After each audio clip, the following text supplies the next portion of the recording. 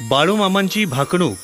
श्री क्षेत्र आदमापूर भाकणूक म्हणजेच भविष्यातील घडू पाहणाऱ्या घटनांची चाहूल. तसेच बाळूमामांनी भक्तांना केलेला उपदेश म्हणजेच भाकणूक होय. बाळूमामा आजही भाकणुकीच्या माध्यमातून भविष्यात पुढे काय होणार हे सांगतात. भाकणुकीला सुरुवात करण्याआधी बाळूमामांच्या चॅनलवरती नवीन असाल तर सबस्क्राईब करा आणि कमेंटमध्ये जय बाळूमामा लिहा. सादर करूयात बाळूमामांची भाकणूक.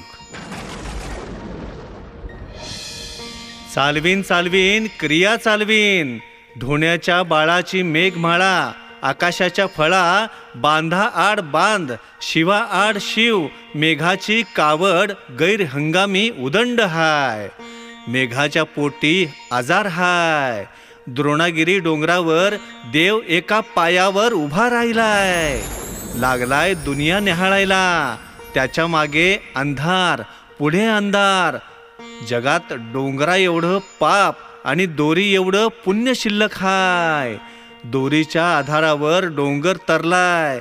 पाऊस पाऊस पाणी पाणी कालवा करशील, उन्हाळ्याचा पावसाळा पावसाळ्याचा उन्हाळा होईल. कर्माचा पाऊस धर्माचे पीक होईल. पावसाअभावी पेरणीच्या ऋतूत बदल होत जातील. कोल्हापूरचं राजघराणं क्षत्रिय वंशाचं हाय. 9 ती नम 7 ती भोब बरोबर हाय. आदमापूरचा आघात मोठा हाय. माझी विटंबना करशील तर मातीत मिसळून जाशीला. कांबळ्याच्या घोळत फुलांच्या माळत मी पृथ्वीची घडामोड करत बसलोय. आदमापूर प्रति तीर्थक्षेत्र शिर्डी होईल. बाळूमामांची पुण्यभूमी पवित्र राहील. पिवळ्या भस्माचा जगात महिमा वाढत राहील. बाळूमामांचा त्रिभुवनात जय जयकार चालल. आदमापूरच्या पुजारी मानकरी यांना माझा आशीर्वाद हाय. आदमापूरच्या सबीना सोहळ्यामध्ये फूट पाडशीला तर यमपुरी पाहशीला. इथे 33 कोटी देवांचा दरबार भरलाय. कांबळ्याच्या घोळेत फुलांच्या माळेत बसलो हाय. पृथ्वीची घडामोड करत बसलोय. धावण्याला धावीन, नवसाला पावीन, ही धर्माची गादी हाय.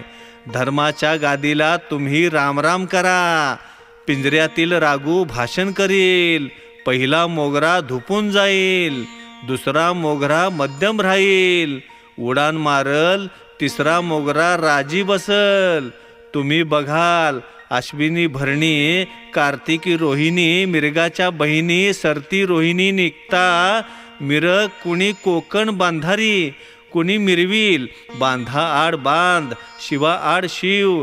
रोहिणीचं पेरा जसा काय मोत्याचा तुरा, साधल त्यो सोबती हातात भाकरी, खांद्यावर चाबूक राहील. सडत्या आरद्रा निघता मिरग, मध्यम फाट्याचा पेरा होईल. सडत्या आडद्रा निघता तरणा आलम, दुनियेचा फेरा होईल. पुरी थाऱ्याला बसल, रोहिणीची पेरणी त्याला हातक्याची पुरवणी होईल. देवधान्य मध्यम पिकल, राजधान्य उदंड पिकल.